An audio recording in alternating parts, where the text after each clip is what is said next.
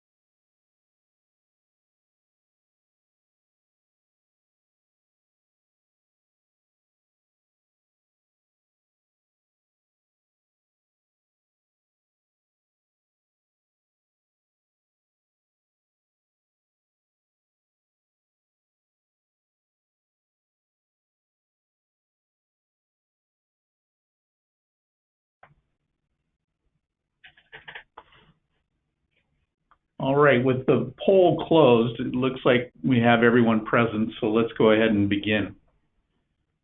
Good morning, everyone. In today's webinar, we are going to discuss how to prepare for the 5-minute settlement market.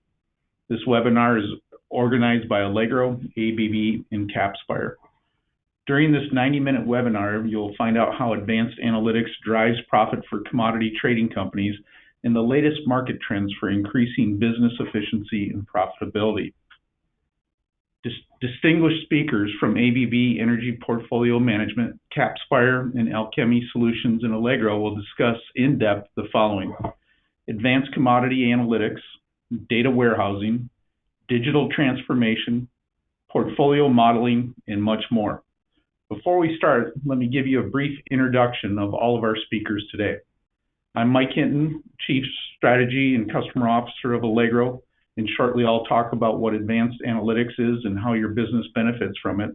Our second speaker is Rachel Dwyer, who's a senior consultant at capSpire with 10 years of energy industry experience in both Australia and Ireland. Her expertise crosses a vast array of disciplines within energy trading organizations, including front office trading, portfolio management, and project implementation. Prior to joining capSpire, Rachel worked with a number of clients in the Irish energy industry, assisting front, middle, and back office teams to prepare for a new electricity market structure. With this background, Rachel will present on how to prepare your business for market change while providing key considerations for guiding your business to a point of readiness. Luke Stowe will follow Rachel. He is the CEO of Alchemy Solutions and the ex-CIO of Hydro Tasmania, Momentum Energy, and Intura Consulting. Luke is a customer-focused and trusted change and business leader that has collaborated in many successful business transformations, new operating models, and technology-enabling projects. He is well known for his strategic thinking and leadership in change programs and customer, user, and business adoption of emerging technology. Luke brings his creative and rational thinking to each assessment and thrives on providing inclusive, collaborative engagement with people. He will speak more in depth on the digital transformation in the utilities industry and what you need to know for business optimization. He will then cover how you can accelerate cross-functional teams, collaboration for an ultimate better delivery performance. And wrapping up our webinar will be Charles Wu, Technical Solution Manager at ABB Energy Portfolio Management. At ABB, Charles helps power companies in Asia make critical investment decisions, improve their operational efficiency, and prepare for changing market dynamics. Before joining ABB, Charles Wu worked for over 5 years at the Mid-Continent Independent System Operator in the United States, where he studied the economic impact of key issues affecting the U.S. energy grid and identified optimal infrastructure investments.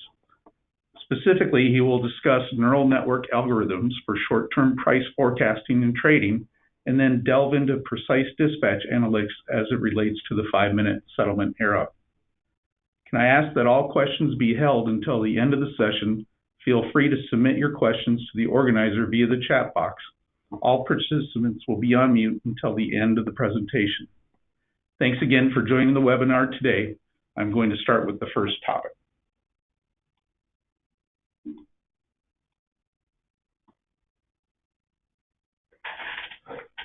So on the first topic, what we want to do is really delve into 5 questions about advanced analytics and what does it mean to the 5-minute settlement market. The first thing we want to discuss is what is advanced analytics and provide a definition around that. Then why should your organization utilize them? And then how can your organization get better value from those? And then who within the organization can utilize advanced analytics? And then finally, what are the benefits impacting the 5-minute settlement market? So first off, what is advanced analytics? First and foremost, we've adopted really the Gartner definition around how analytics have evolved and are moving over time. Historically, it started with descriptive analytics, basically being able to generate reports and look at what has happened historically. And then it's evolved into being able to then do diagnostic type analytics, being able to explain why certain things have happened. Why has my P&L changed? Why has my value at risk changed over time? And be able to explain and do attribution across that. And then moving into more advanced analytics around predictive analytics, being able to use financial engineering to predict what's going to happen in the future. And then ultimately moving to prescriptive analytics. So based upon those predictions, what do I need to be doing and how can these solutions be automated to take advantage of that? And so historically, it was really talking about business intelligence, which was really around reporting and explaining what happened, and then moving into advanced analytics, driving predictions, and then automating what I need to be doing in the future. So with that, how does Allegro define analytics? So in our foundation, it's really made up of the following. First of which is the user experience. So the solutions need to allow our users to be able to take large volumes of data and then be able to make it into something that is meaningful through the use of pivot tables, being able to do cross-tabbing and consume large volumes of data and summarize it to make decisions against that. The second set of the pillars in Allegro Analytics is around option analytics. So embedded into transactions and into assets and into various instruments, there's a lot of optionality. And so being able to understand and value that optionality and then also look at the exposures associated with it provides value to our customers in allowing them to make better decisions on how they purchase or sell the optionality that's embedded in the transactions or assets that they utilize today. Further to that is asset optimization. Again, in the commodity value chain, there's a lot of assets that are deployed, and then being able to properly optimize them and increase the value associated with those assets, allow them to increase the overall profitability of the organization. Further to that is portfolio analytics. Being able to understand the risk embedded into the portfolio and exactly where that risk is by drilling in or drilling out and be able to understand how certain things are offsetting from a risk standpoint and making decisions around how you want to properly hedge that portfolio brings great value to our customers. And then in the area of treasury analytics, a lot of the commodity customers are exposed to different FXs and different interest rates, and the ability to properly value and understand the exposures embedded in that drives better decision and better profitability. And then finally, in the area of operational analytics, the ability to define KPIs and measure against those KPIs, set certain risk limits, and be able to identify when you're encroaching on those limits, allow our customers to make better decisions around managing their overall portfolio and the risks associated with that. So with that, why should your organization utilize commodity analytics? First and foremost is corporate objectives, trying to drive greater revenue and reduce the cost associated with that, really ultimately improving the P&L or the profitability of the organization by controlling that. Secondly, improving processes, defining business strategies that drive analytics and decision-making around a corporate culture and improving overall corporate governance. Then in the area of technology, driving information, distributing information to the decision makers so that they can make better decisions around how they utilize assets and how they transact and trade, providing analytic insight, and then an overall architecture for the organization around analytics. So how can your organization utilize advanced commodity analytics? So we take a look at this particular slide, and this slide really represents kind of the deal to cash life cycle associated with a typical value chain embedded in the commodity life cycle.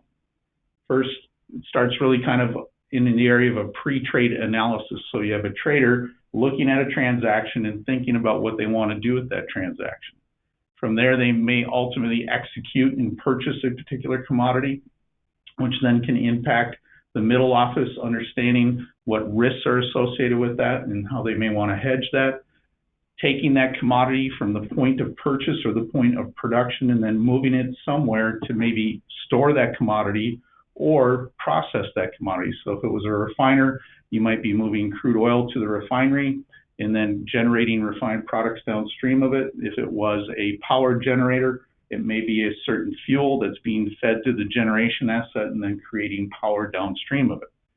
But in that intermediary area, it then goes to maybe another trader who thinks about selling the commodities downstream of that particular asset.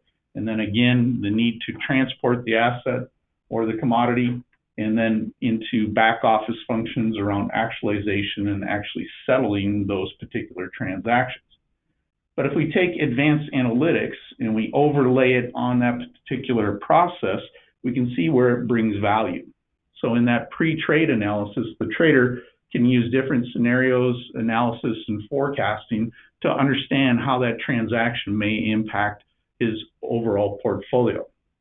Upon execution of that, you can use advanced analytics to understand exposures and risks associated with adding that transaction to the portfolio, and then ultimately moving into the middle office who may decide to hedge off certain risks that that transaction may be creating. Looking at things like value at risk, earnings at risk, and then looking at potential future exposure. From there, again, the logistics side, you may own transportation or transmission or even freight.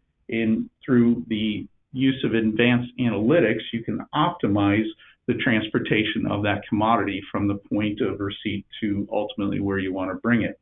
And then again, in utilizing various assets, again, whether that's storage, whether that's refining, whether it's generation, we can use advanced analytics to optimize the dispatch of those particular assets. And then from there, moving into the sales side, again, allowing the trader to make better decisions around how they sell that particular commodity. Again, moving into logistics, how I can optimize the various capacities I have for moving those commodities. And then ultimately to the back office, allowing us to have better decision-making around cash flow, around forecasting, and doing estimates of accruals and computations associated with that. So from there, there's 5 core components of how analytics impact your business. First and foremost is optimization. The ability to optimize around transactions and deals in instruments, around portfolio optimization, logistics, and then ultimately asset optimizations draw greater profitability for our customer base. Moving from there into valuation. Getting accurate valuations of transactions and instruments and even assets allow you to ultimately understand your market exposures and be able to make decisions around how you want to hedge those off and manage the risk incorporated with that, and then understand the value of the optionality embedded into those transactions and those assets. Third, digitalization. Allowing for better connectivity across the enterprise and having systems communicate with one another, and then driving that information out to mobile devices to better make decisions for our customers, and then ultimately automating the value chain. Fourth, visualization and advanced reporting. Again, making better decisions based upon the information that you're getting that you can access in real time and even access in mobile environments. And then finally, leveraging new technology in the area of machine learning and artificial intelligence, drawing better insights into the enterprise and into the business, and then also improving regulatory compliance. So who in the organization can utilize advanced analytics? So basically everybody, starting from the front office of the traders, moving to the schedulers and the logistics individuals, to the middle office around the risk managers, and then finally into the back office or the accounting side. So the entire organization can benefit from advanced analytics. So what are the benefits specific to 5-minute settlements? The biggest issue is going to be dealing with large volumes of data. So moving into a 5-minute market, there's going to be a huge explosion of volume and of pricing data that needs to basically be harnessed, and using analytics to be able to make decisions and be able to report across that information. So with that, there is the ability to go out to the Allegro dev website and download an ebook that will actually delve even deeper into the various topics that I discussed. So with that, before I hand it over to our next speaker, please take a moment to answer the next polling question. So poll number 2, is trading process automation important to your company's future growth? Please answer yes or no.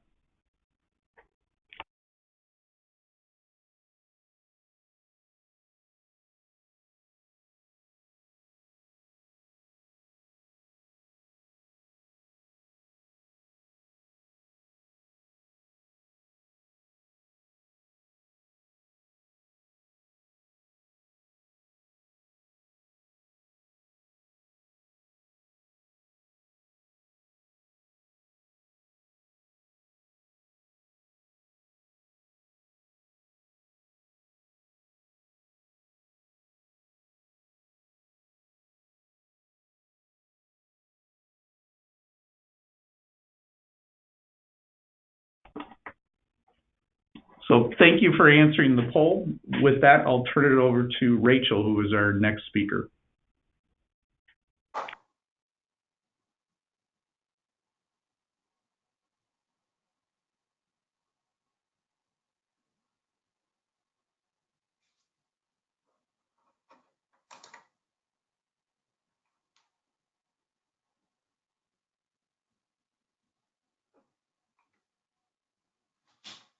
Okay, thanks, Mike. Just before I start, I'd like to say thank you to Allegro, firstly, for giving me the opportunity to participate and to contribute to today's session.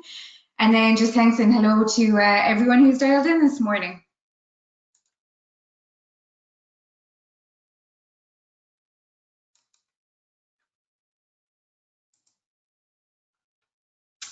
Okay, so moving on to the agenda for my presentation today. Firstly, I'm going to have a look at the business processes that will be impacted by 5-minute settlement. So now, just to narrow the scope a bit, my focus is going to be on wholesale trading and settlement systems. Then moving on to the second part of the presentation, I'm going to have a look at some of the key considerations for businesses when choosing data warehousing and analytics solutions. Then just to round up, I'm going to have a look at some of the key learnings that myself and some of my colleagues here at capSpire have taken away from working on projects in other energy markets around the world that have been going through similar changes. Okay, so moving on to the business processes. So I guess just as a bit of a disclaimer before I launch into this section, I'll just note that some of the market changes that I'm going to discuss over the next few slides are still under consultation, so are subject to change, so just bear that in mind. Okay, so the business processes that I'm going to focus on today are bid submission, market information, settlement and reconciliation, and then risk and reporting. Okay, so first up is bid submission. So I guess just as an overview, you could say from a front office trading perspective, probably the most obvious change is the increase from 48 half-hour intervals to 288 5-minute intervals that will comprise a bid submission. Now, worth noting that this is relevant not just for energy, but also for ancillary services, FCAS, and MNSP bids as well. From a system perspective in this space, probably the biggest change is the move from .text and .csv format bids and acknowledgements to JSON bid format. You'll also see an increase in the number of rebid explanation fields in a bid submission from 1 field to 5 fields. Web APIs will also be made available as an alternative to FTP bid submission, and there'll be some changes to the bidding web portal interfaces and bid upload functionality as well. Now, so what challenges does this bring for businesses? So there's going to be significant front end and back end changes required to bidding software. There's also going to be changes required for business continuity plans and disaster recovery processes. And I guess all these things are going to have a significant resource draw as well. Now, in terms of mitigants, firstly, businesses need to identify their system requirements.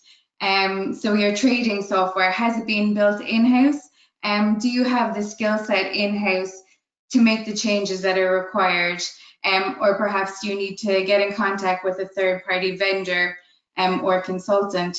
Then for anyone who's already got trading applications that have been provided by a third party, do you need to get in contact with your vendor? How are they managing the change? Can you get involved with in the process so that you end up with a solution that suits your business? Are there contracts or parts of the contract that need to be renegotiated?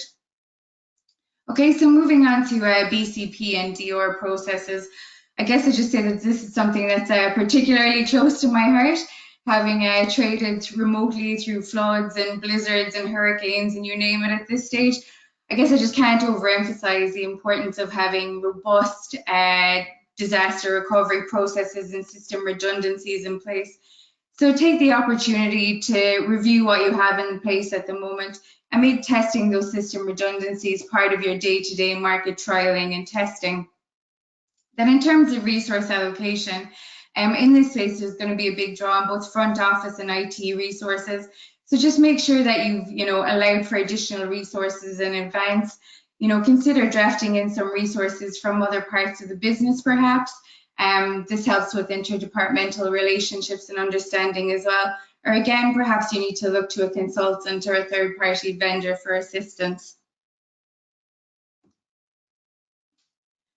Okay, so moving on to market information.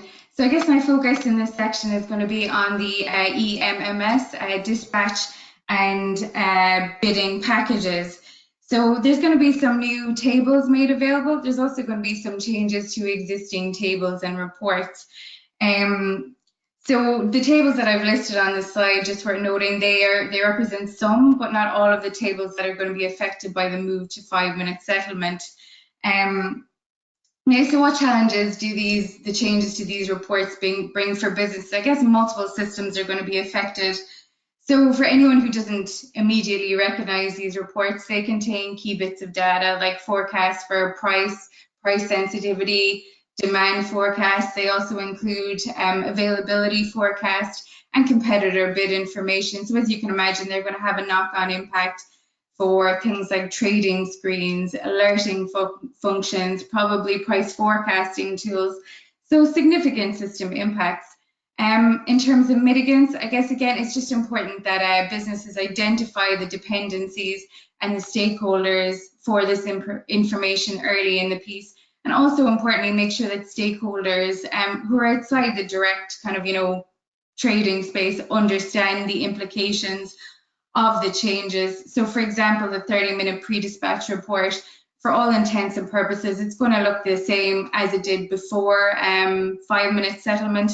However, the information that's going to be represented in that report is as opposed to being an average over the half hour, will only represent bid data that's valid for the last 5 minutes of the interval. So it's important that stakeholders understand these differences.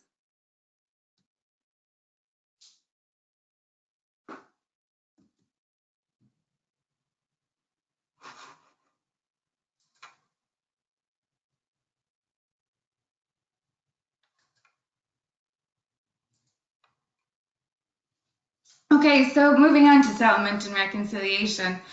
So the impact of settlement and reconciliation systems, essentially it's going to be different for every business depending on your specific market interaction and your portfolio. But I guess at a very high level, you'll see that you'll have 30-minute transactions will be moving to 5-minute transactions. As I mentioned already, this is relevant for energy, for FCAS, and also for inter and intra-regional residue calculations as well. Also, settlement estimation will be moving from 30-minute to 5-minute granularity, as will reallocations, both of which then have a knock-on impact for prudential calculations. For retailers specifically, they're going to have to consider the impact of energy profile that will come along with 5-minute settlement.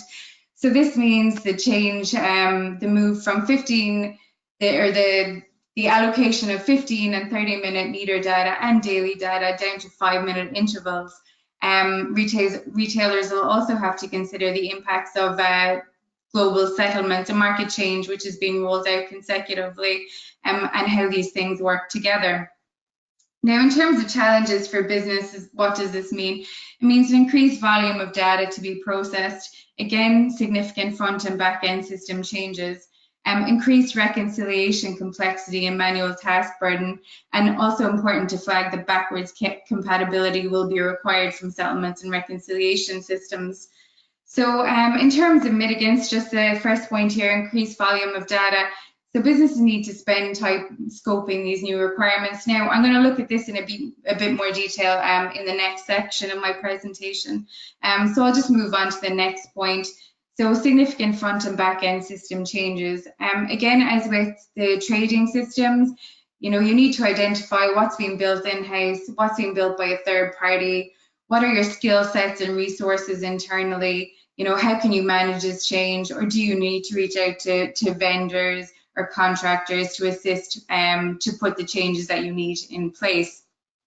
Now, in terms of increased reconciliation, complexity and manual task burden, I suppose just having worked in the settlement space a good bit over the last couple of years, I'd certainly say that I guess there tends to be a lot of manual processes that happen in the space. I guess probably just a result of maybe reports being required maybe only once a month or once a quarter, but businesses need to assess what all these manual steps currently are and what's the impact of having the additional volume of data on timelines and resources, and perhaps consider whether some of these things that have been done manually need to be automated.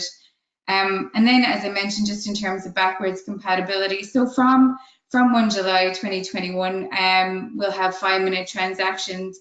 But in terms of resettlement of anything prior to that date or adjustments, that will continue to happen in 30-minute increments. So if you are putting a new system in place, you just need to consider that that system needs to be able to process both 30-minute and 5-minute transactions also.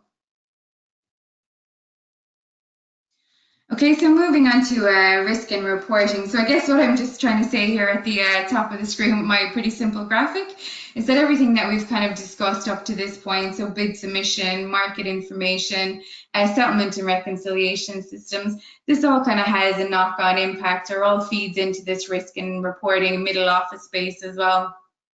So again, similar challenges in this space, identifying and reporting and prioritizing report changes, assessing your ETRM system capabilities, and also an increased complexity of any models, mark to market or anything that's running on a day-to-day basis.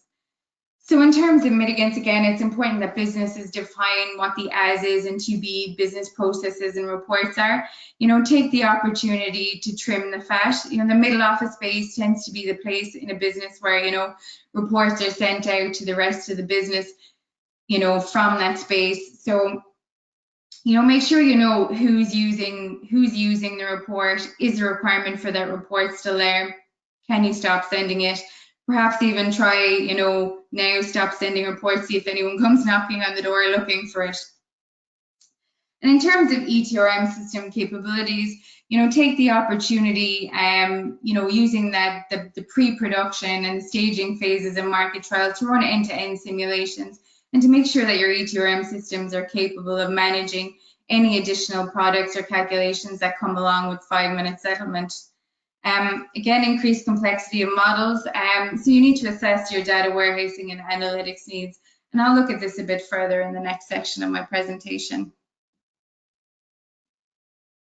Okay, and so just as a roundup here, I've just put in a timeline. So, you know, I know we're kind of 2 years away still from go live of 5-minute settlement, but there are some, you know, key kind of stage gates that are coming up pretty shortly. We've got bidding and reallocations, which will be moving to a staging environment pretty soon. So businesses just need to make sure to, you know, leave time to scope their new requirements, to review their options, you know, time for developing and testing solutions, and also, you know, time for training and implementation as well at the end of all that. Okay, so moving on to best practices for data warehousing and analytics. So what I'm going to look at in this section is just 4 key questions that any business should ask at the start of a system scoping exercise. So question 1, what do I need? So what reports and processes do I need? Work with stakeholders and define a fixed set of reporting and process needs. Question 2, what do I want? So assess how flexible a need is and prioritize based on necessity. Are there some reports and processes that are higher value than others? And what will be the business impact of not having a specific report or process available? And then in terms of timelines, is the report needed before or after go live? And then the third question, what is my data model? So what data sources and data tables do I rely on? How do my applications interact with each other, and how do my users interact with these applications? And what are the strengths and weaknesses of my data model? Are there some tables relied on more than others? Are there some tables that can be scaled up, and are there some that can't? Are there processes and calculations that are running currently that'll struggle with the increased volume and frequency required? What redundancies do I have in place for business critical processes? And I guess the fourth question, and probably the most important question, is what are my capabilities? So assess your available database and processing power. Again, assess your internal tools and the skill sets available, and then assess the options available to you to realize your requirements within the time frames available. Okay, so moving on to the last section of my presentation. As I mentioned at the start, I'm just going to look at some of the key learnings that myself and my colleagues have taken away from working on similar projects in other markets around the world. So I guess most recently that would have included projects in the Philippines and in Ireland. So the Philippines, just as a bit of background, is currently going through a market change where they're moving from hourly to 5-minute dispatch intervals. It's a nodal market, so there's about 200 nodes, 200 prices to be considered in each of those 5-minute intervals, so a large volume of data to be processed. And then in Ireland, so as of the 1st of October last year, under an EU directive, Ireland moved from having a market where essentially everyone bid in at their marginal cost and was guaranteed a capacity payment to a market that involved multiple ex-ante auctions, an intraday continuous market, a live balancing market, capacity auctions, interconnector auctions, you name it. So again, literally a complete front to back end overhaul of all systems. Okay, so see, these are the key learnings, I guess, that we've come out with from those processes.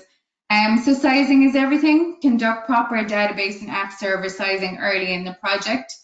Optimize, optimize, optimize. So utilize best practice guidelines for queries and data interrogation. Align ETRM and analytics solutions. So utilize an ETRM system along with your analytics solution, and ideally look for those things to be integrated so you're not doubling up on data. Plan for the future, look for modular and scalable technology solutions. Visualization, so reduce the burden of reviewing large data sets with considered visual reports. So obviously it's a lot easier to spot an error on a chart with 288 columns versus looking at, you know, a spreadsheet with 288 rows. So multidisciplinary teams. So multidisciplinary project teams help ensure that all aspects of a change have been identified. Again, back to business continuity plans and disaster recovery. Just don't underestimate the importance of having robust BCP and DOR processes. They will be used. Timeline, again, just know when your cutoff points for decisions are and stick to it. And don't bite off more than you can chew. So, identify what is business critical and make sure that, at a basic level, those business critical things have been covered before you move on to kind of nice to haves. Then in terms of communications, just make sure you monitor market updates and keep internal stakeholders informed as you go through the process. So there isn't any big surprise on the 1st of July for anyone. Okay, so that wraps up my presentation. Thank you all for listening, and I will pass you back over to Mike. Thank you, Rachel. Just before I hand over to Luke, please get ready to take our third poll. How important is digitalization to your company's future growth? Very important, important, not important at all.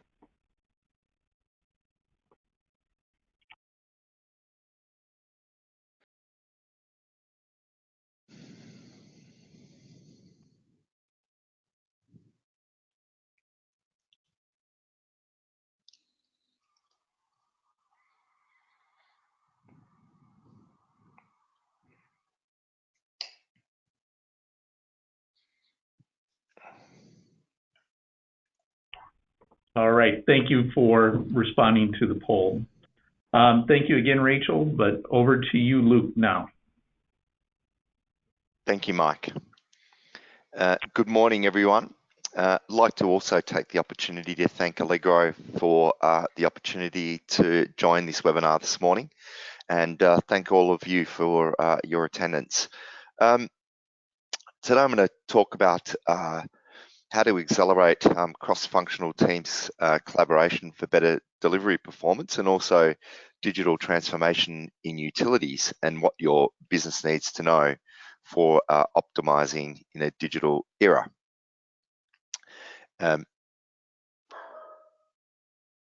So the first thing to talk about in the change which was announced in 2017 was really, once it was announced, the guidance was followed by the audience response. Well, what does this actually mean for us? And within that, there was obviously a lot of analysis completed to look at what are the system changes and what are the environment changes that would need to be made to prepare for 5-minute settlement.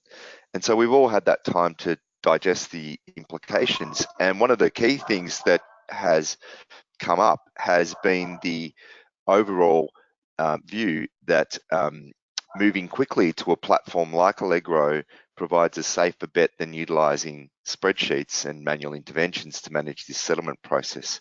Probably not saying anything new there. So the overall connection of digital technologies and within the energy system marketplace is becoming much more connected. So what we're seeing is over coming decades that digital technologies are set to make energy systems around the world much more connected, intelligent, efficient, reliable, and sustainable. This stunning advance in data and analytics, as Mike and Rachel have just covered, make a whole range of new digital applications, such as smart appliances, shared mobility, 3D printing, digitized energy systems in the future, therefore, may be able to identify who needs energy and deliver it at the right time, in the right place, and at lower cost. But getting everything right will not be easy. Digitization is already improving the safety, productivity, accessibility, and sustainability of energy systems, but digitization is also raising new security and privacy risks, and I'll speak about that some further in this presentation this morning. There's also changing markets, businesses and employment. As we know, much more reliable now to work from home. New business models are emerging, while some century-old models may be on their way out. So policy makers, business executives, all other stakeholders are increasingly facing new complex decisions, often with incomplete or imperfect solutions and imperfect information. So adding to this challenge is the extremely dynamic nature of energy systems, as we know, which are often built on large, long-lived physical infrastructure assets which are aging. So what does this digitization mean for energy systems? Well, the biggest impact for utilities will be the amount of data they receive. We've heard that throughout the conversation this morning. You know, if we just look at meter data at customer sites, business or residential, smart meter production of data and the timeframes and the intervals that they're operating at now will only increase. And this will not only impact on database growth, but also performance of processes such as meter read, upload, billing, extracts to data warehouse or analytics. In addition, the network load will increase for consumers wanting to view their usage data via digital channels such as web and mobile. Meter data providers will need to ensure their meter fleets are capable of recording data at around 5-minute intervals, and their meter data collection, processing and publishing systems are all capable of handling the shorter interval while still meeting data delivery SLAs. So there'll also be configuration changes required to back-end IT systems to change meter profiles, to store more granular data, and to provide that data on customer portals and self-service apps may need also to be adjusted.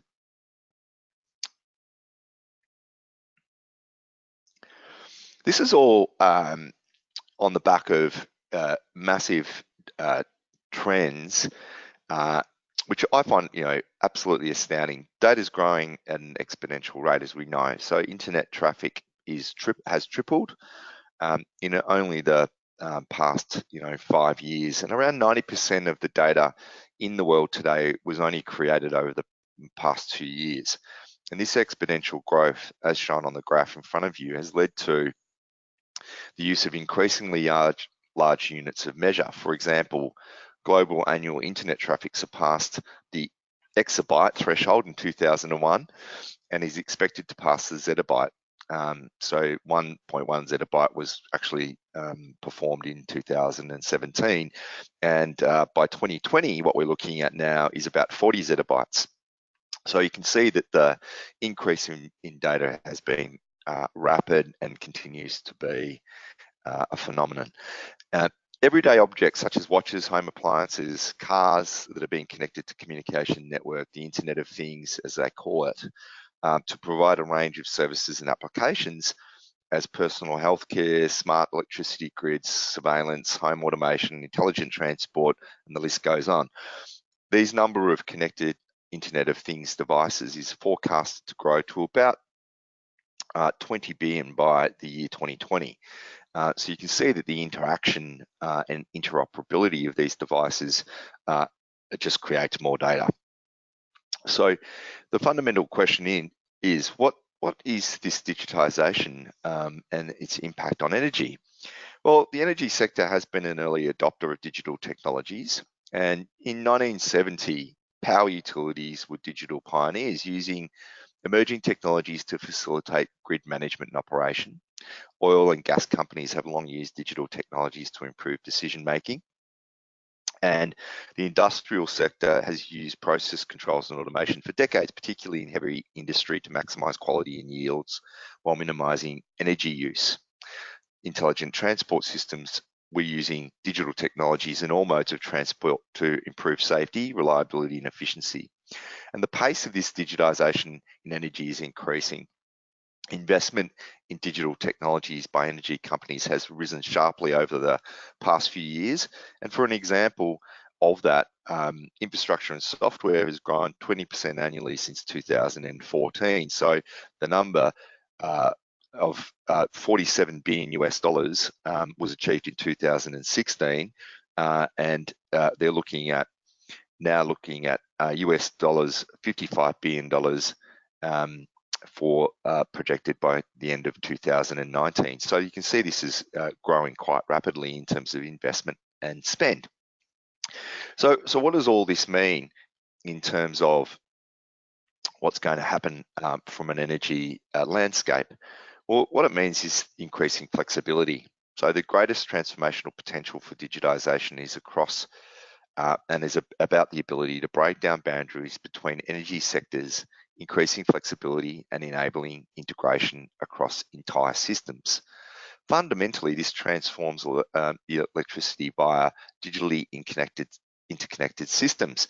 We've already talked about the Internet of Things and devices. So across transport, buildings, into power, oil and gas and coal, all of these areas will be transformed by the use of smart devices that are being able to provide more and better location capabilities, geographic information, sensors that are able to provide computer-aided simulations, being able to provide drone capability, which I know some asset providers use today, to be able to use sensors with those drones to be able to check for aging assets and optimal ways of making repairs. All of this digital technology, data and analytics and automation will increasingly be adopted to improve productivity while enhancing safety and environmental performance through multiple applications.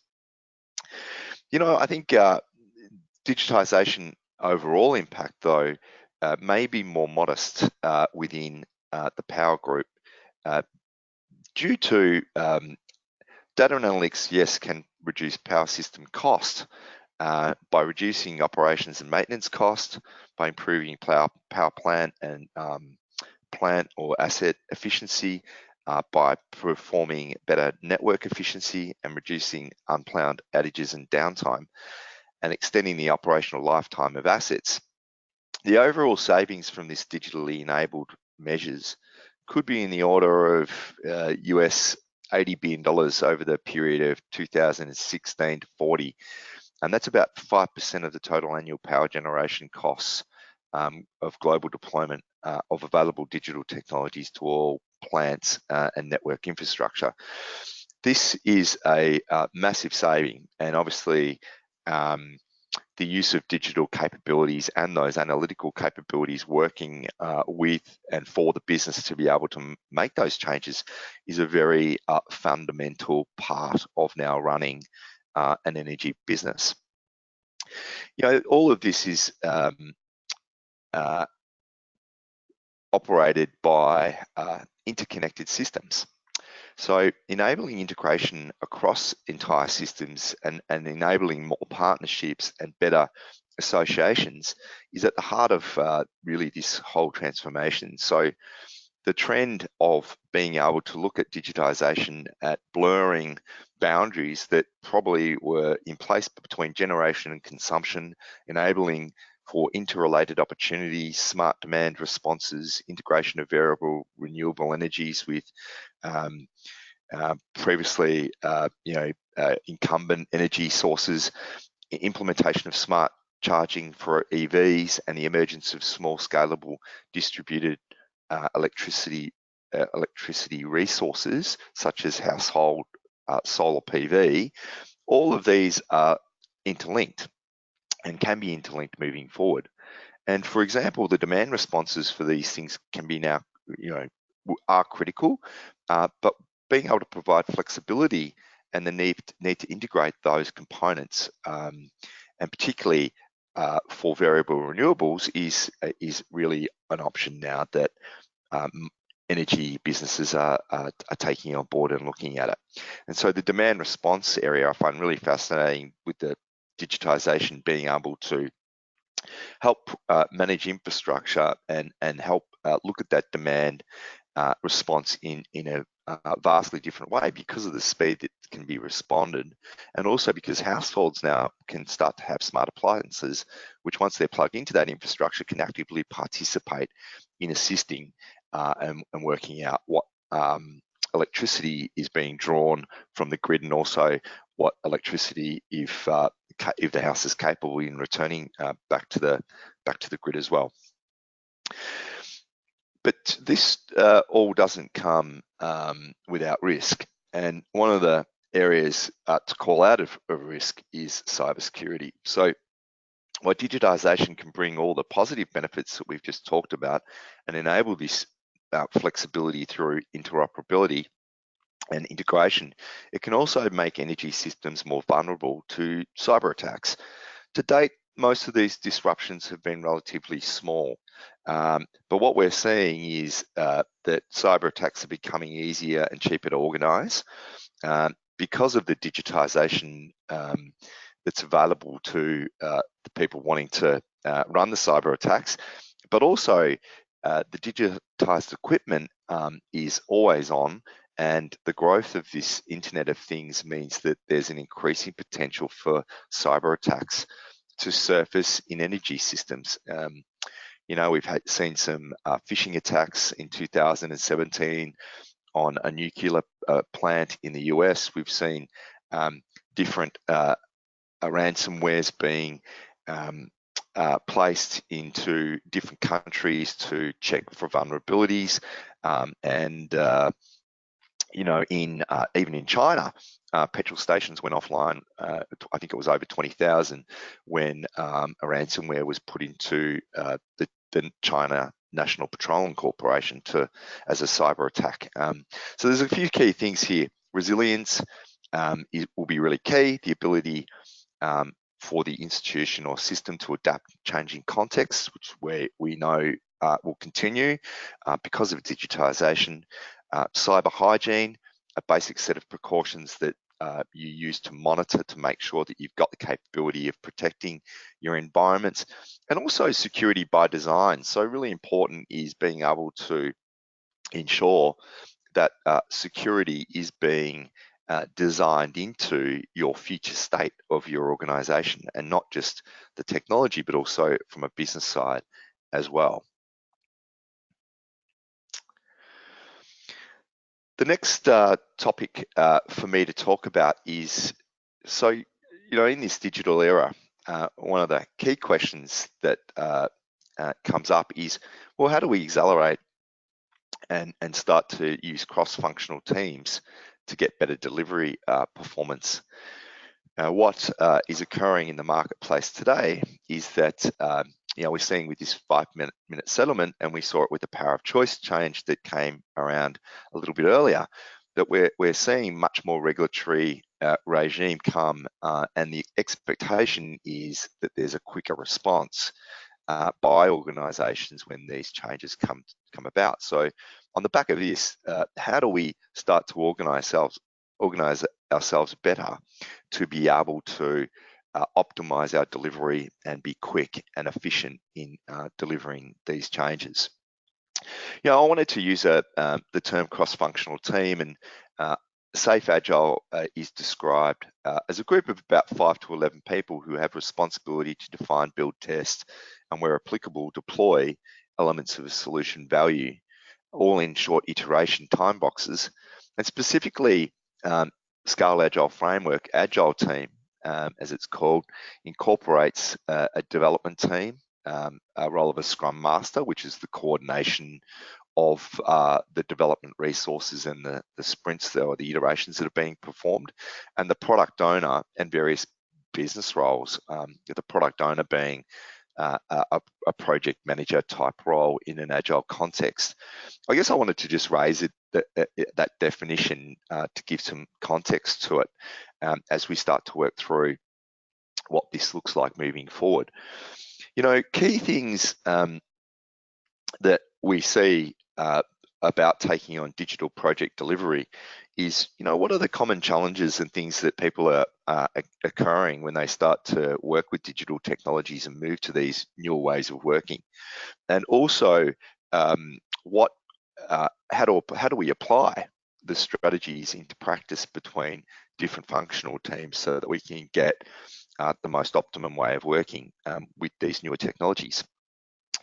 You know, digital project management industry and I guess professionals, there's a constant adaptation because digital technology constantly evolves, and it does so faster and at a faster and faster rate.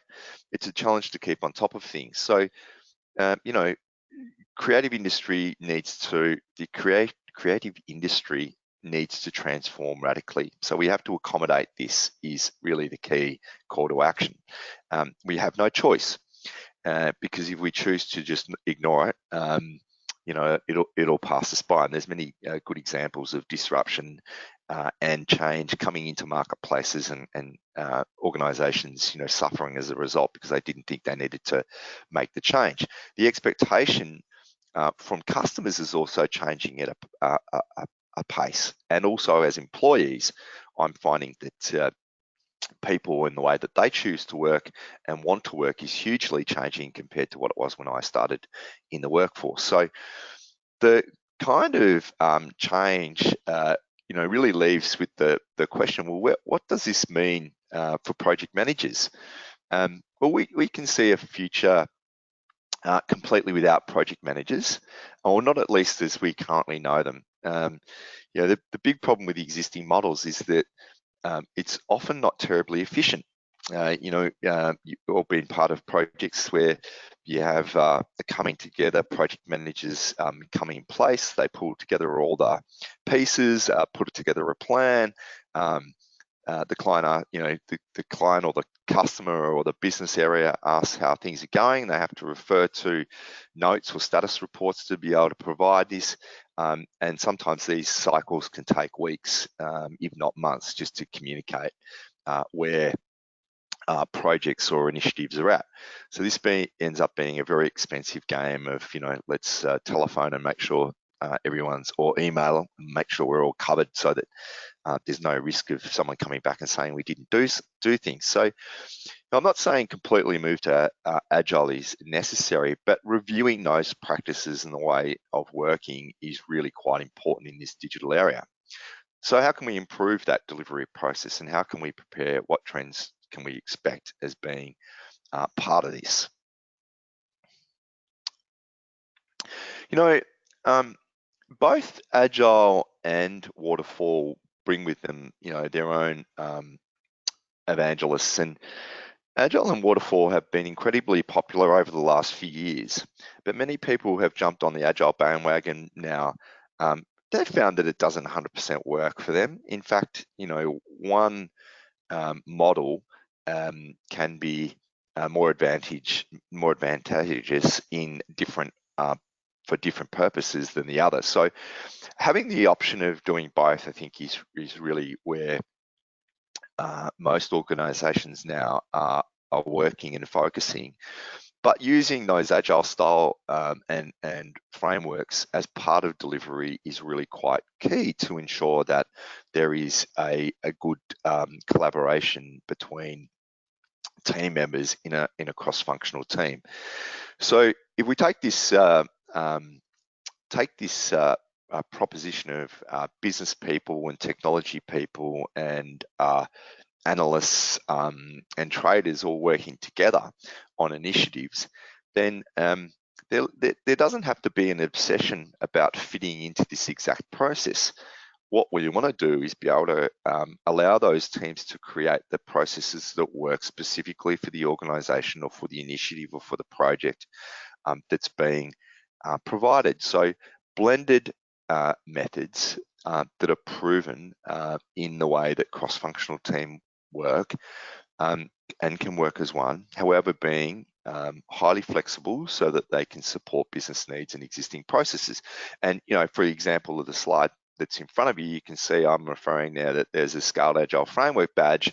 You know, you can base these methods and these approaches on a framework.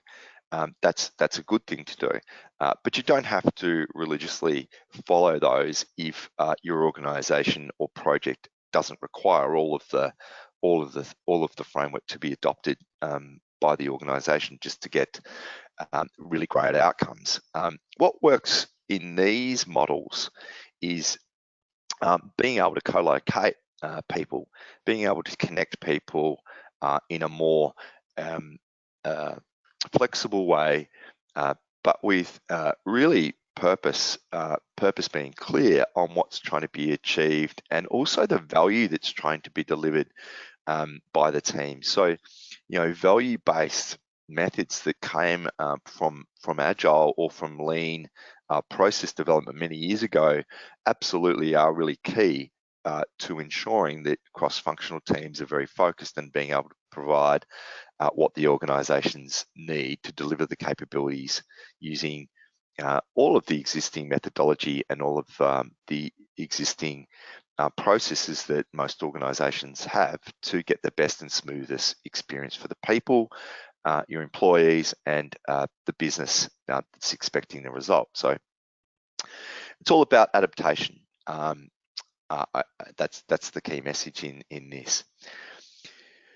The other really key change that we're seeing is the evolving skill sets. So, we talk about collaborating as one, and here we've got various different people coming together from the organisation. Some from technology, some from business, some from the trading group, others from other areas. You might even include legal, marketing, some of the more centralised functions, human resources, but coming together and being able to work together. Hard projects management skills are important. Agile hard skills are important, but what we're really seeing and what the market's talking about currently as being important is having the capabilities of people being able to collaborate together. So people-centric skills, which allow teams to come together and build high-performing, multidisciplinary teams. Those delivery styles will be underpinned by a foundation of principles that guide all decisions. So no matter what initiative you may be helping with, being honest with people, giving good news and bad news, and being able to work as one team, whether you're a junior or senior staff member, is really quite important, irrelevant of the delivery methodology. So having the people operate and be directed by other team members at different points in time, and making that visual, again, using some of the Agile and Lean learnings around making initiative delivery visible to stakeholders and also team members, can be really helpful in a digital era. In fact, necessary in a digital era. Without this type of model of way of working, and shaping teams around how can we deliver value for organizations, and bringing people together into those teams to deliver, then almost certain that you'll tie yourself in knots being able to deliver value in an era where we have so much regulatory, organizational, government change being pushed into our businesses and organizations. I think lastly, on cross-functional teams and bringing everyone together, what's really quite important is measurement. We talked about value, and I think we've just, what's become more user-focused in terms of an employee-focused and people-centric focused around coming together and working as a cross-functional team. Also, what we're seeing is that these newer ways of working also require careful measurement, because it's important that we understand how we are measuring that value to market, and how we are bringing together the information required to be able to see how are we performing against ourselves, how are we performing in terms of, have we bettered our delivery time cycles, have we been able to get the return on investments, have we been able to change the way that we have mapped out our process, Are the change impacts being managed better? Is there alignment across our organisation? Have we got customers and internal customers that are seeing value out of the work that's being completed? And look, I think what numbers and measurement are important, because if it can't be measured, it can't be managed. That type of thinking still applies even in an agile digital delivery world, where really key to being able to provide the value. Look, lastly, communication is really key in this digital era, and much more integration and collaboration also means much more collaboration with third parties, and the ability to partner with others for your own success is becoming a real norm in this digital era, where it might be a smaller business working with a larger organization, might be yourselves as a provider working with someone completely new, but having to work together with a lot more stakeholders is now partly the norm. And it'll be really important to maintain that people or human element in the way that your cross-functional teams work, because that's really what this is about. It's about a people-centric approach towards delivery, and making sure that there is a really clear purpose for those people in the work they've got to do, and they can see they're delivering value because it's measured. A question I'm always asked is, where should we start? And I think the real key message in this is, whatever you do and whatever you process, there's no right place to start. Just start working on new ways of working and getting that cross-functional team in place to work, whether it be right from the top or an initiative that's suitable for that way of working. Check out how things are going quite often and adapt as you see fit, and make sure your delivery is a success for you, because that's really what this is all about in a digital era. Thank you. I've completed my part, and I might take the opportunity to hand back to Mike. Thank you, Luke. Now it's time for us to turn it over to our final speaker, Charles.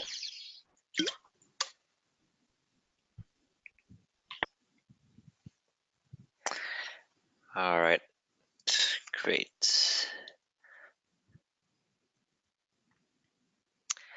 I'm sharing my screen now. Could I confirm if we're able to see it? Yes. Okay. Yep, you can see it. Awesome. Alrighty. Just want to minimize this.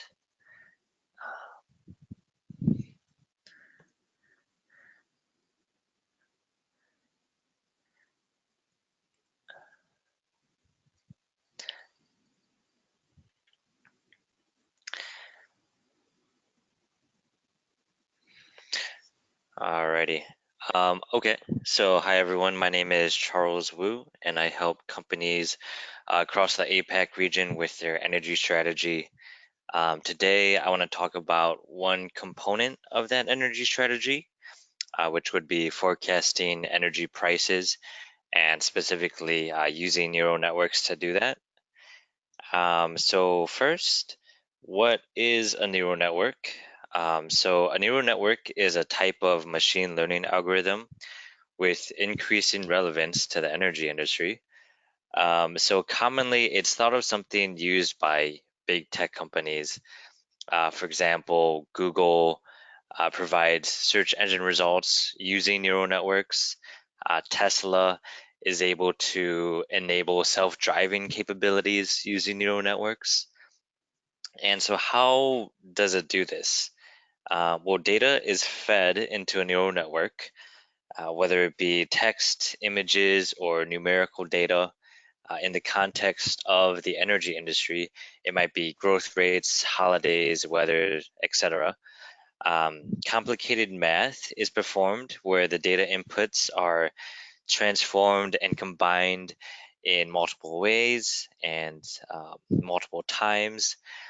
And then ultimately, the output of the neural network is something we're trying to predict.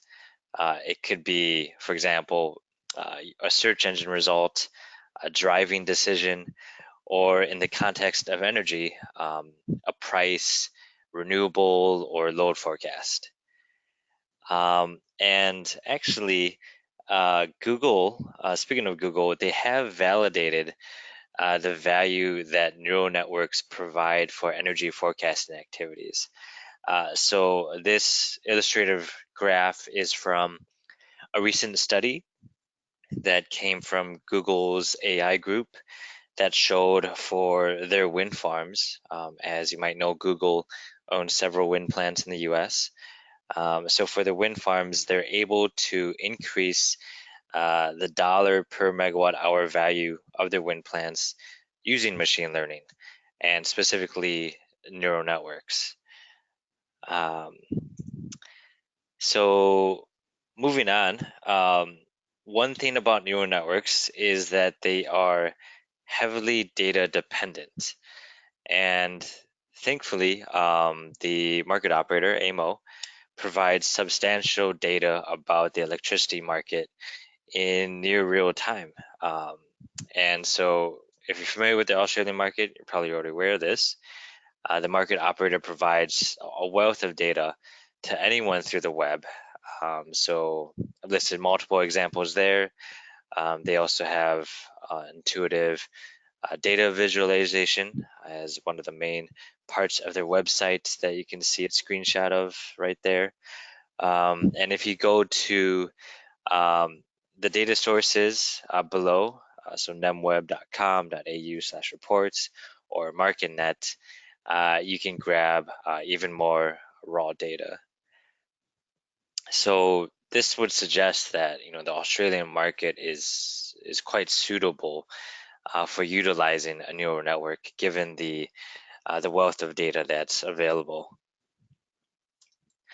So I want to actually put this to the test and see how well we can predict New South Wales regional reference price.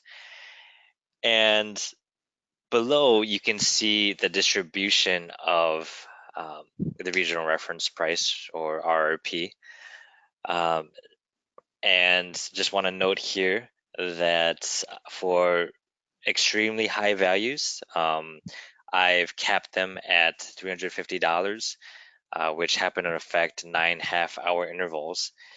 And that's just something that's a good practice to keep your neural network kind of free from being over influenced by those super high values. And you can actually see just the entire distribution of RRP, regional reference prices, that occurred from February 17th, 2018 to March 10th of this year.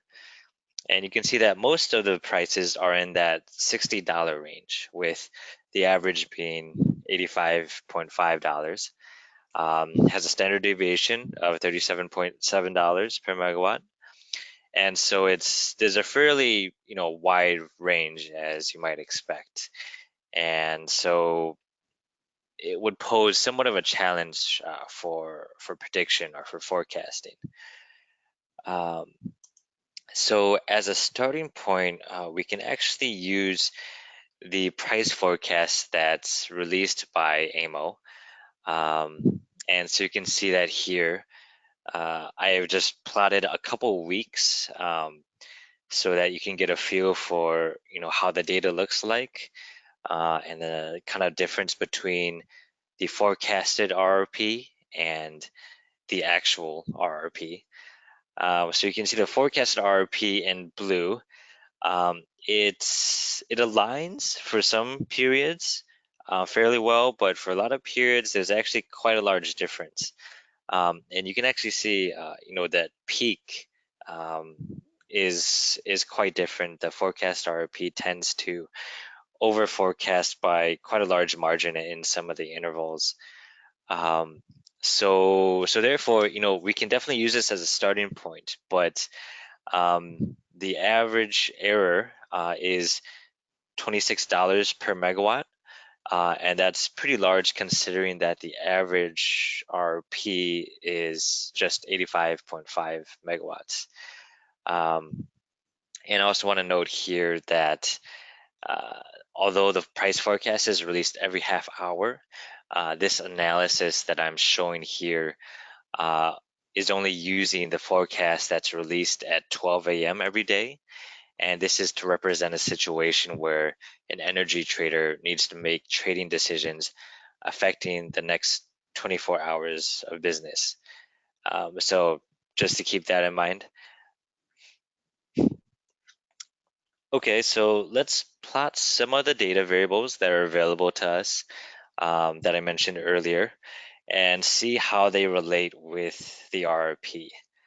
And so, for example, starting with that first chart, you can see that as the generation surplus increases, the RRP decreases. And so this makes sense. The more generation you have available, the less the price would be. And so there's a clear trend there. Similarly for demand, as the demand increases, the RRP increases. And for this next one, well, so this is the interface flow between Victoria and New South Wales. And you can maybe draw that arrow, but you can also draw this arrow. And so it's kind of a question mark in terms of what the actual trend is. So continuing on with a few more graphs, let's look at the scheduled demand of a nearby area, so the QLD area. And you can see that as that demand increases, so does the RP, which also makes sense. Again, with the interface flow, it's not quite clear what the trend is. And then finally, I've also shown that if you compare the forecast regional reference price against the actual regional reference price, there's a trend up, but not all of the data, strictly conforms to that trend. And so looking at these charts, we can begin to see how using this data can help us predict or forecast the RRP. However, it's not so clear for all of the data variables, how they would help. And in fact, the relationship between them isn't quite so clear for some of them as well. So ultimately, these complex nonlinear relationships are something that can be modeled appropriately with a neural network.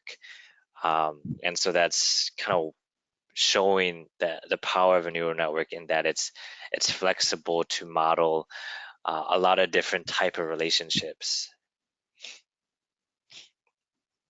And so for this analysis, I actually put together 94 total different independent variables. So these were all from the market operator's website, and we can leverage all of that data to help us create a neural network to forecast the energy price.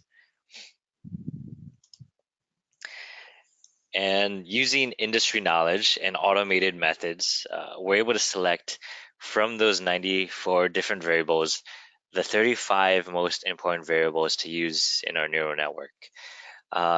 So one thing, industry knowledge is really helpful. Having many years of energy market experience, we can already suspect that some data variables are more important than others as far as forecasting energy price goes. And there's also just different automated methods using actually machine learning algorithms to select which variables would make the most impact upon the energy price. So we can also leverage those what are essentially statistical methods to do that. And I've shown those 35 most important variables along with their correlation to the actual RRP.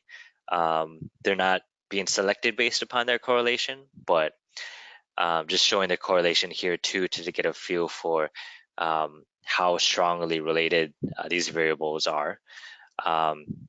So for example, you can see there the actual RRP is related to the actual RRP with a correlation factor of 1, which of course makes sense because this is all relative to the actual RRP.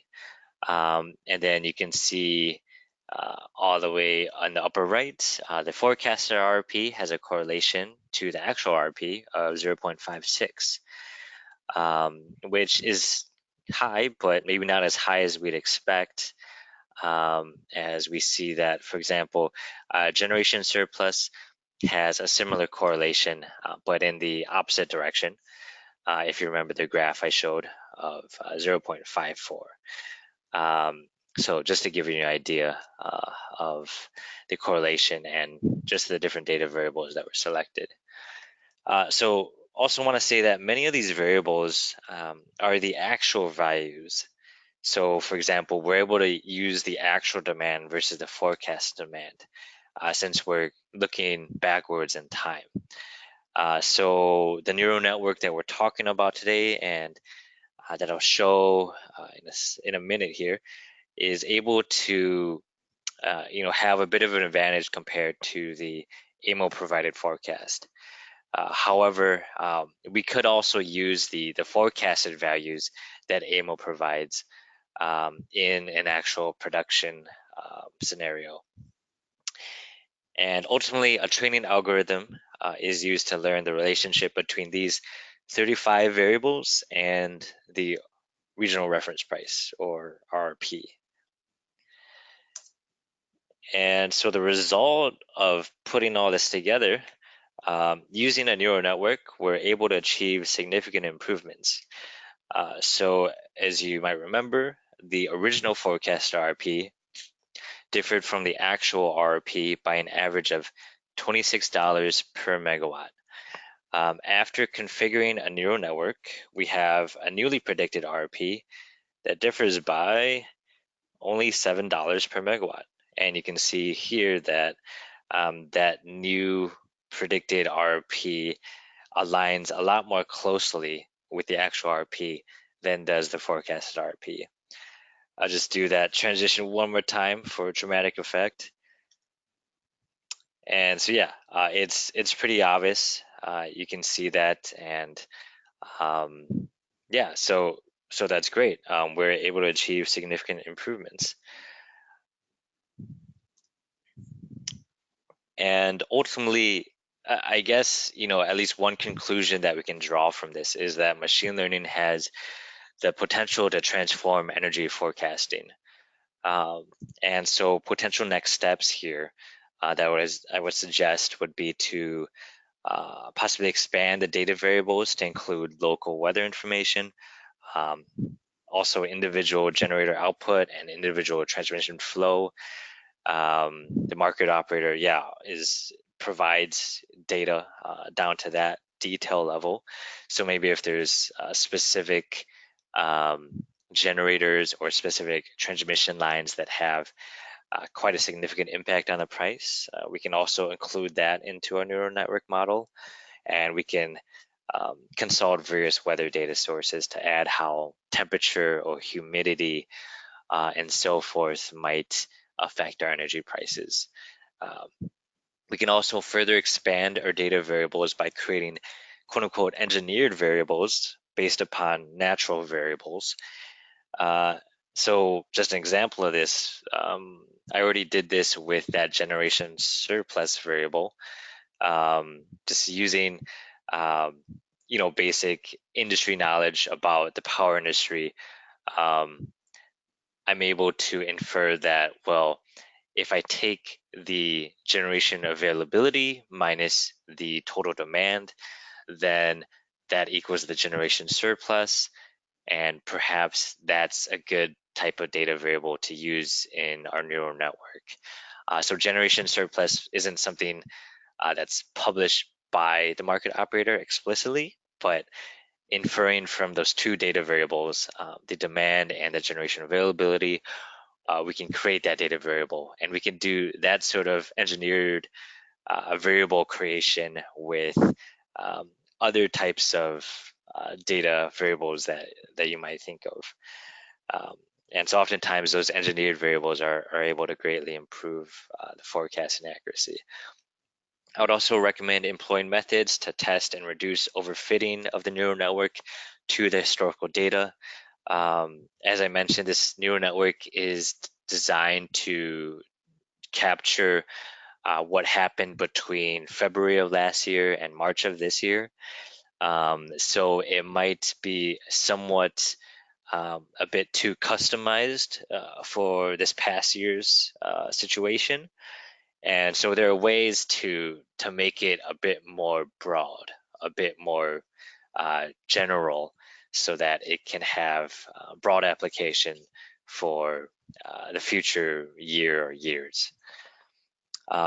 Also, we should probably test this neural network in parallel with our existing forecasting methods, as well as trading activities, just to see that, okay, if I were to make this decision based upon this neural network price forecast, would that have actually been a good decision?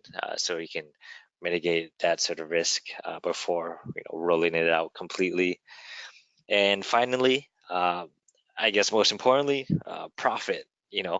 And to actually leverage this price forecast to our benefit. And ideally, we'd want to optimize our portfolio of generators and /or energy contracts against this new and improved price forecast by using an energy market simulation model. And this last point, using an energy market simulation model to optimize our portfolio,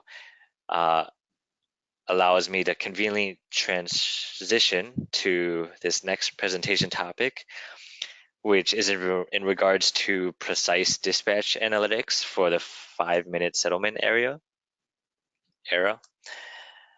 And so the first thing I want to say here is that when we're able to precisely model the unique characteristics of different generation or energy types, we're able to get a more precise, meaning a more optimal dispatch. So for example, for water, pump storage, and cascading hydro systems, they might have upper and lower reservoirs, and oftentimes having multiple hydro units along the same river, so that the output of one hydro unit is dependent upon what happens upstream. So that sort of thing is different from your traditional thermal coal plants or combustion turbines. So it'd be good if our model is able to model that sort of behavior, that sort of unique characteristic. And so thankfully, our model that I'm going to talk about today can do that. And so more about this model. Fundamentally, this model maximizes the profitability. It's also able to minimize the cost, if desired, of a generation portfolio by modeling detailed unit operating constraints and market conditions at 5-minute resolution. And so this is, a perfect next step after talking about our neural network price forecast. And so this model is able to perform a global optimization across all your various major energy types. And so there's a lot of text there. Basically, it's able to observe all the constraints simultaneously, whether it be water-related constraints, fuel-related, transmission-related, heat-related, and so forth. And it's able to do this by using a mixed integer linear program, global optimization, that finds the true optimum.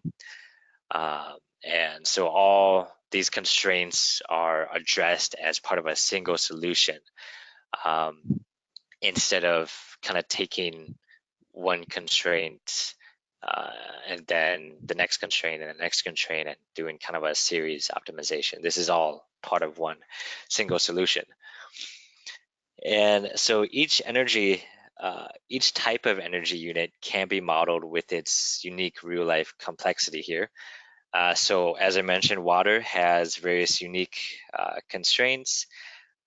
Thermal as well has some unique constraints. For example, combined cycle has multiple modes of operation, and this model is able to consider all of those modes distinctly so that it can transition between the modes, as well as start and stop in some of those modes that we specify.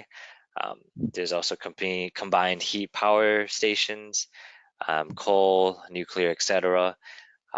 Of course, renewables, battery storage, market contracts are also important pieces of your energy market that have their own sort of unique modeling. Each type of energy topology can also be modeled with its unique real-life complexity. So cascading hydro, as I mentioned earlier, being able to model the hydro units along the same river is pretty helpful for the optimization. Having fuel pipelines, fuel blends to model that aspect, and being able to set constraints on that part of the energy system. And finally, of course, your electric transmission network can also be modeled. Okay, that was kind of a mouthful. Apologize for that. So let's actually try to dive into an actual usage of this sort of model. And so here, I just want to talk about a hypothetical generation portfolio that was modeled. And the objective here was to evaluate the impact of a 5-minute settlement period change. And so within this model, there's various generators that you can see on the right there, along with their capacity sizes. And so this model has various assumptions. It assumes that these generators operate in a competitive market, and that it's part of a portfolio of a genco that's not a dominant genco, meaning it can't move the prices. So we're able to assume that the market depth is there at the specific forecasted price. Pretty much as much market depth as desired for these generators to dispatch. And for the price forecast, well, for this price forecast and this model, we actually used 5-minute prices from a typical summer day in PJM, and we reconstructed the hourly average of these prices from the 5-minute price profiles, so that way we're able to compare the hourly pricing versus the 5-minute pricing and how that affects our generation dispatch and profit. And finally, it's a multi-fuel portfolio. So it includes coal, hydro, gas, pump storage, solar, etc. And take-or-pay gas, meaning it's the gas kind of needs to always be running, because otherwise it'd have to pay for gas that's it's not even using. Okay, so we see on this next slide the prices that are part of this analysis. The red has the 5-minute pricing, which you can see is fairly volatile. And then the black line is the hourly average of that 5-minute pricing. So the average price is the same in both situations. It's just a matter of whether it's on a 5-minute level or the hourly level. And so what I want to do now is transition to my Power BI dashboard. So I've brought the results of this model into Power BI. And so we can see here in our first scenario, the hourly dispatch scenario. So the black line is the price, and the green bars represent the generation dispatch of that entire portfolio that we just saw. And so you can see there's definitely alignment on the price and how the generation is dispatched, as you might expect. And if we move to the 5-minute dispatch, we can see that there is definitely a bit more volatility, but again, the generation dispatch is following that price signal that's being set by the 5-minute pricing. I've also modeled a couple other scenarios. So in this scenario, I've added the capability to provide ancillary services. So actually, if I back up to this tab, we can see the black, red, and yellow lines represent the ancillary service prices. So this generation portfolio also has the option to contribute to these ancillary services as part of one optimal solution to maximize profit. And then also this last scenario, I've also added an energy contract where the portfolio has an obligation to provide 1,000 megawatts at every time interval at a price of $42 per megawatt.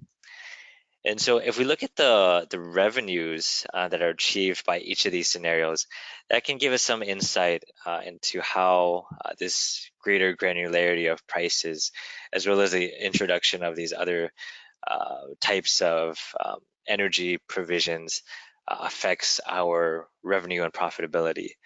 So in the hourly dispatch scenario, we have a total revenue. By the way, this is just over almost a period of 1 day, so 1 a.m. to something like 11 p.m. And so we have a total revenue of 1.2 million with a total profit of 440,000. If we move to the 5-minute dispatch, we see an increase in revenue and an increase in profit.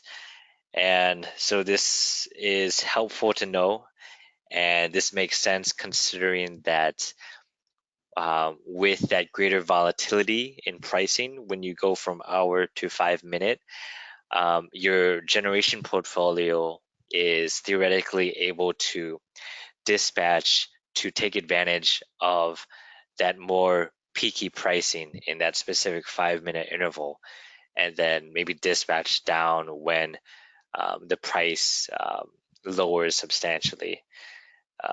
So therefore, yeah, it makes sense that we're able to achieve higher profit, higher revenue, if we have the corresponding optimal dispatch for that corresponding situation. And then also, if we add in the ability to contribute to and the ancillary service market, we see that the revenue and profit also increases accordingly. And you can see here that that black bar represents contribution to the regulation reserve.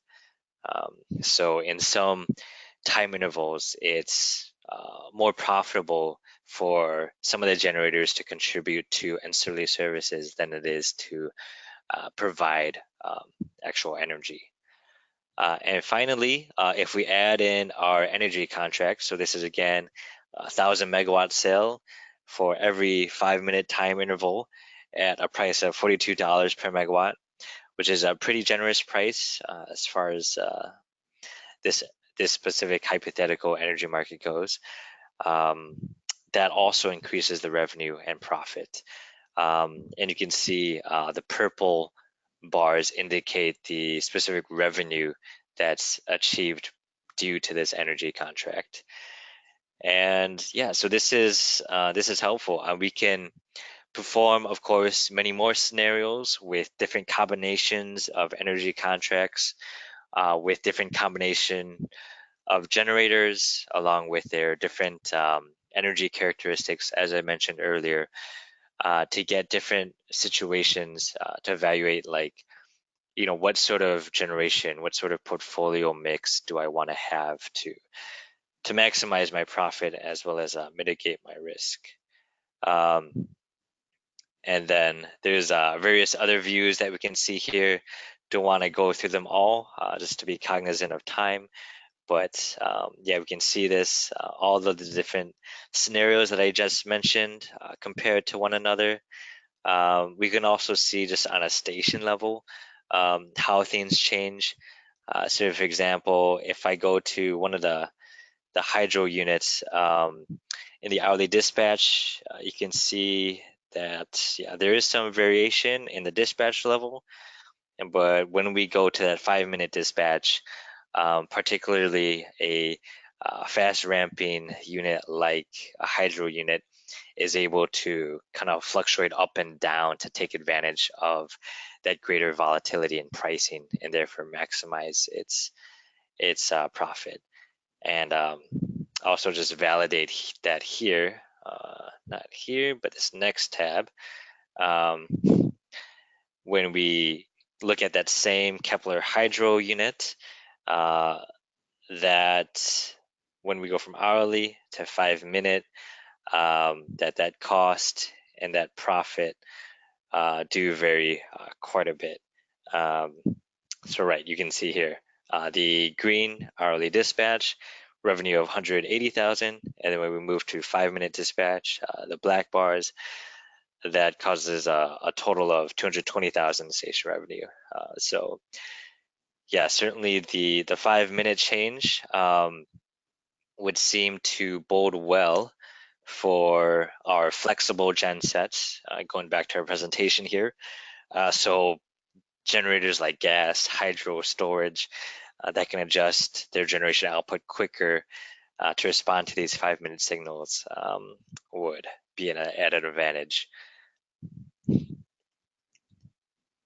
Also similarly, you might expect increased cycling of plants, such as the ones just mentioned. And finally, I guess one key takeaway is that the 5-minute dispatch or the 5-minute settlement change is able to offer greater revenue potential versus an hourly dispatch. And of course, Australia is on a half hourly dispatch, but just for the purposes of this analysis, we chose to do an hourly dispatch, as there's some broad applications to other energy markets as well. You can see here in the green areas show where the 5-minute revenue is greater than the hourly revenue. And there are a few instances where the 5-minute revenue is a little less than the hourly revenue. And that just goes to show that when you optimize your dispatch, kind of what happens in your earlier time periods affects what happens in your later time periods. So it's not always the case where, having a 5-minute dispatch will always benefit your generation portfolio in every time interval. But on a whole, if you're able to optimize your dispatch against a price forecast, then I think you can expect to see that greater revenue and greater profit as we've demonstrated here. And okay, so I think that does it. Feel free to get in touch or visit our website. And yeah, thank you. I'll pass it back to Mike. All right, thank you, Charles. Thank you all. This has been a very fruitful webinar where we discussed how to prepare for 5-minute settlements from different perspectives in the planning and execution for your digital transformation under the 5-minute settlement background. Since we are out of time for the question and answer session, we will collect the questions asked and send a response directly to the attendee that asked it after the webinar is concluded. Thank you all again for your participation. The presentation slides will be sent to all participants. We look forward to having you join our future events. Thank you again.